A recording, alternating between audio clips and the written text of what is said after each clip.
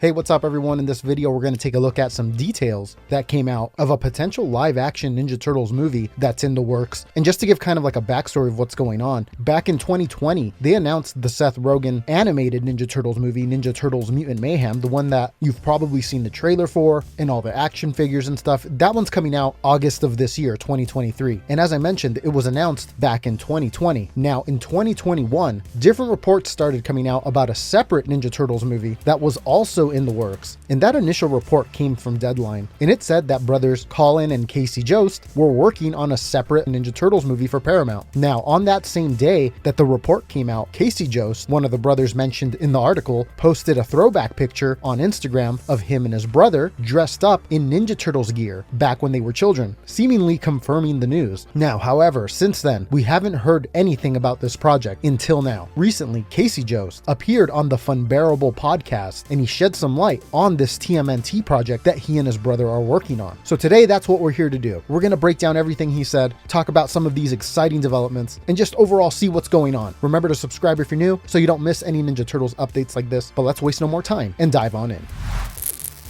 So I was taking bullet points as I was listening to the podcast, and we're just going to go over them right now. And these are things that he said in the podcast in the order that he said them in. So let's just start off at the top. He confirmed that the script is written and that it's completed. So yeah, sounds to me like ever since 2021, they were working on this thing and that they've already turned it into the studio. Next, he mentioned that the studio could still give notes on it or rewrites, and says that the movie's not being filmed or anything yet, that there's still a lot more stages before it gets to that level, and that they don't know what the ultimate direction will be for the script once the studio's done looking at it. Casey then mentions that when his brother Colin was first approached about doing the script, he said that he and his brother had grown up with the Turtles and if they could write it together, and that the studio said they thought it was a good idea that these brothers would be writing about the four brothers, the Turtles, and that they liked that dynamic. Then Casey gives a little bit of insight into what he likes about the Ninja Turtles just in general, and he said that they love the fun aspect about them, but that they also like the dark side of the Turtles, and that they would try to do something that threads it all together, which when I heard that, I thought that was great. Reminded me of what the 1990 movie was. It was fun, it was an adventure, but obviously the visuals are very dark, which everybody loves, and I think the blend of all that is one of the elements that makes everyone love that first movie so much. Let's keep going here. Casey next said that he's excited about it, but he does mention that he hopes it all happens and that anything could happen, that it could die on the vine, but that he hopes it goes through. He says that there is a little bit of fan service in the script that they wrote, but that it's not over the top. He also mentions that they try to pull from some of their favorite movies like Ghostbusters and fun action comedy movies like that. So yeah, it sounds to me like they have a good approach to this. Pulling from something like Ghostbusters would make sense as well, since there's the four members, there's a lot of dynamic there that you could probably adopt into the Turtles. Next, Casey was asked about how it was dealing with a pre-existing IP. He said, it's funny because it's easier in some ways and harder too. It's easier because they all have their framework. We all know what each turtle is like and what their villains are like. So you want to touch upon those, but also want to make it your own and explore. So like if Donatello is good with technology and science, what else is true? And then he says that that's what he thinks is so fun about multiple movies and just keeping a franchise going. So yeah, it sounds to me like they have a bigger picture in mind if this does get going, which would be cool to see play out if they get the chance. Next, he says that making a good story was priority. He also said that if anybody were to come to him and be like, make a Street Fighter movie or a Mortal Kombat movie or Biker Mice from Mars, that he'd be like, okay, but that he wouldn't have that connection that he has with the Turtles. So that was a lot easier for him, and that he's seen all the Turtles movies and that he honestly likes them all to a certain extent, but that you're always going to have that order you like them in. The interview continued and we got even more insight. Another thing he said, if we got to make this movie and have say on the casting and all those aspects, there's so many little Easter eggs that he would want to put in the movie. He says that Kevin Nash has to be in the movie, that he was Super Shredder. As many of you know, wrestler Kevin Nash was the actor that played Super Shredder in Secret of the Ooze. He then said, I'll say this, there's a lot of influence from the toys because Colin and I really love the toys. I have a friend that has a box of all turtle stuff, a bunch of 90s stuff, and we really love those toys. So there's definitely a lot of elements. Then he says the studio, also said to us, if you want to come up with anything to make toys from this movie, have fun. So that there was a whole day of coming up with things that could become toys, but that was also story elements for the movie. Then he talks about it being live action, which I believe this is the first time anybody working on this has confirmed that it's live action. And he said the last ones had a lot of CGI, which I believe he was talking about the 2014 Turtles. Then he continues to say, which is unavoidable to a certain extent. And then he says something that really caught my interest. He goes, there needs to be something that feels somewhere closer to the original. And he's talking about the 1990 movie, which is great news if they end up going that direction. He also says that he'd like it to be like Guardians as well, that Guardians of the Galaxy did Aliens really well, and that all of this are what ifs, but that they would love to invoke the look of night in this film. So to me, I took that as like that dark, moody lighting that you see in that first movie, which is perfect for the Turtles, by the way. Next, he talks about a scene that they wrote that didn't make the final cut of the script. He said one thing that did not make the movie, unless I try to force it back in, but I don't think I will, was when there was a part where something was happening and that 3 of the turtles were like, where's Mikey? But that the 3 turtles had to rush into battle or something. And then it cut over to Michelangelo, who was talking to a big truck that was nearby, and that he was saying, look, man, I don't know if you're Optimus Prime, but if you are, just like, you don't have to say anything right now, but we could really use your help. Then he says he wanted to have also in the movie a moment later where Optimus would come to life and Mikey would be like, I knew it, but that the rest of the turtles would be like, wake up, and that it would be a dream. And then he mentions that it's the same property, that it's all Paramount, both the Transformers and the Turtles, but that it ultimately didn't make the final script, but that there's a lot of funny pitches like that. Then towards the end of the interview, he said that he will come back to that podcast after the movie comes out and talk about more things that didn't make the film. But again, he ends it with, who knows if it gets made. So yeah, that's pretty much all the info that Casey Jost talked about on the Funbearable podcast about the live action Ninja Turtles movie that he and his brother are working on. I'll leave a link to the podcast down below as the pinned comment. He starts talking about the Turtles around the 50-minute mark. Go ahead, check it out. Let me know what you guys think down below in the comments. Let them know Turtle Den sent you. But that's it for this video. Thanks everybody for watching. Super exciting. We have tons of Ninja Turtles content coming out. The comics, the Mutant Mayhem movie, and now this potential live action movie. We'll be covering it all here, so make sure to subscribe if you're new. Follow on all the social medias. Links are down below in the description, and I will see you all in a little bit with another video. Take care.